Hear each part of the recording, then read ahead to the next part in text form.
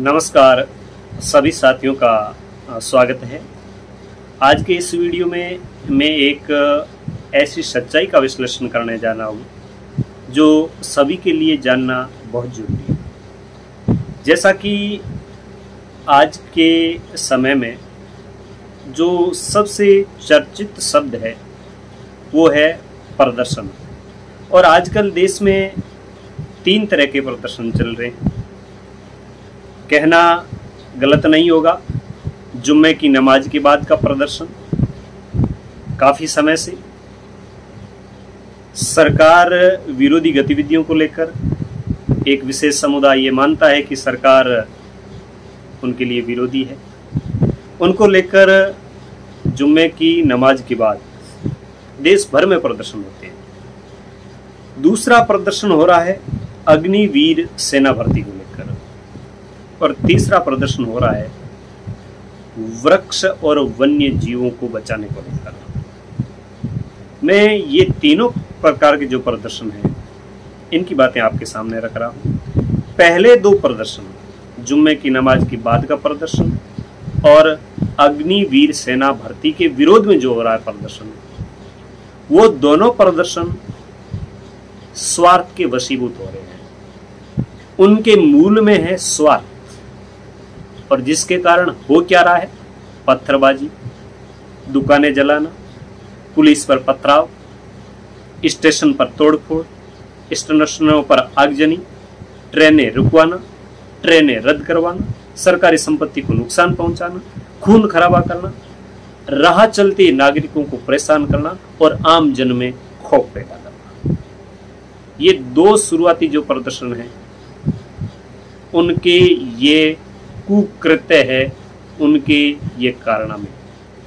लेकिन इनसे अलग आप एक और प्रदर्शन की ओर जाते हैं तो वह हर समाज का, हर व्यक्ति का जिसमें इंसानियत जिंदा है उसका ध्यान अपनी ओर आकर्षित जरूर करता है। हालांकि यह प्रदर्शन जब शुरू हुआ था तो कुछ लोगों ने जो बहुत स्वार्थी थे या इस जाति विषय से जिनको जलन महसूस होती है उसका कोई समाधान नहीं है, जलने वाले जलते रहेंगे, उन्होंने इस आंदोलन को शुरू करने वाले लोगों का हौसला गिराने के लिए इनको चोर, डकैत, लुटेरे, अपराधी, तस्कर, गैंगस्टर और यहां तक कि जितनी भी सेना भर्ती हो रही है या और भी राज्य सरकार की, केंद्र सरकार की भर्तियां हो रही है उसमें नकल प्रकरण और पेपर आउट होने की जिम्मेदारी भी इनके सर पर होगी। अब मैं यहाँ पर यह कहना चाहूंगा कि राजस्थान में भर्ती हो रही है तो आप इस समुदाय पर यह ब्लेम लगा देंगे। यूपी में पेपर आउट हो रहे हैं, पंजाब में हो रहे हैं, महाराष्ट्र में हो रहे हैं, कौन सी जगह है जहां पर नहीं हो रहे? और कौन सी जाति समुदाय का आदमी है जो इसके अंदर शामिल नहीं हो रहा है? ये सबसे बड़ी गलती किसकी है? ये गलती है सिस्टम की। तो इसमें किसी को दोष देना गलत है, लेकिन इनका जो प्रदर्शन है वह सबके लिए एक मिसाल है।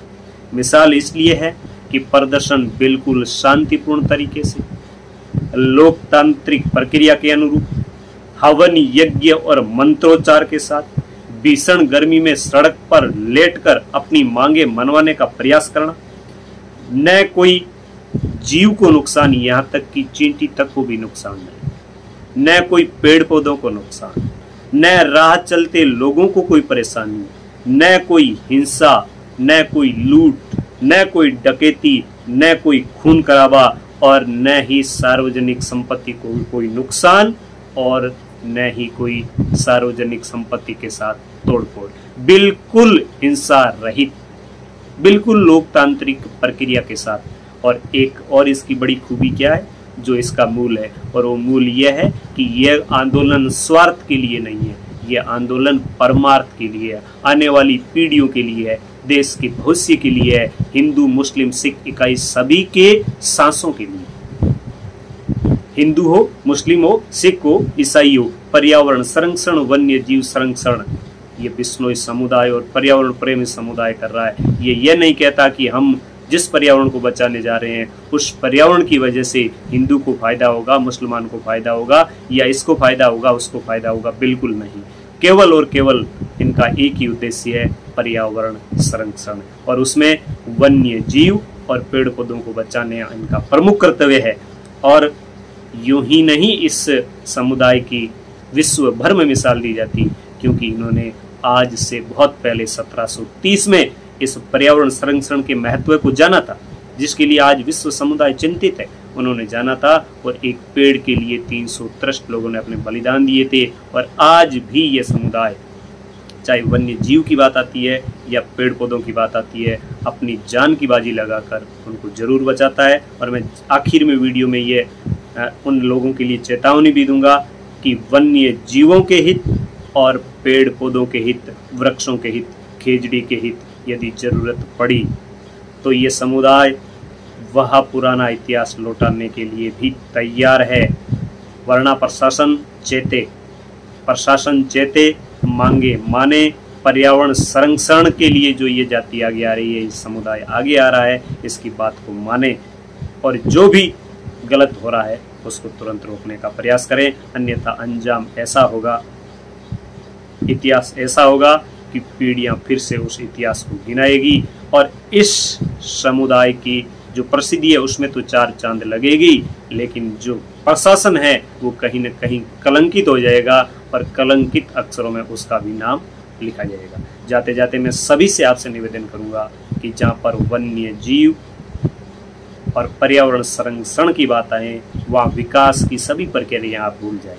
यदि वन्य जीवों को मारकर, पेड़ पौधों को नुकसान पहुंचाकर, यदि आप पर्यावरण को नुकसान पहुंचाकर विकास करना चाह रहे हैं और विकास के थोते दावे कर रहे हैं, तो हमें नहीं चाहिए ऐसा पर्यावरण, ऐसा विकास हमें नहीं चाहिए। ऐसे पर्यावरण के ऊपर या पर्यावरण के विनाश के ऊपर, पर्यावरण जो है उसको नुकसान पहुंचाकर यदि आप विकास की इमारतें खड़ी करना चाह रहे हैं, तो ऐसी इमारतें, ऐसा विकास हमें न तो चाहिए और न हमें स्वीकार है। मिलेंगे किसी और ऐसे ही विश्लेषणात्मक वीडियो के साथ, तब तक आगे रहिए। नमस्कार, जय हिंद।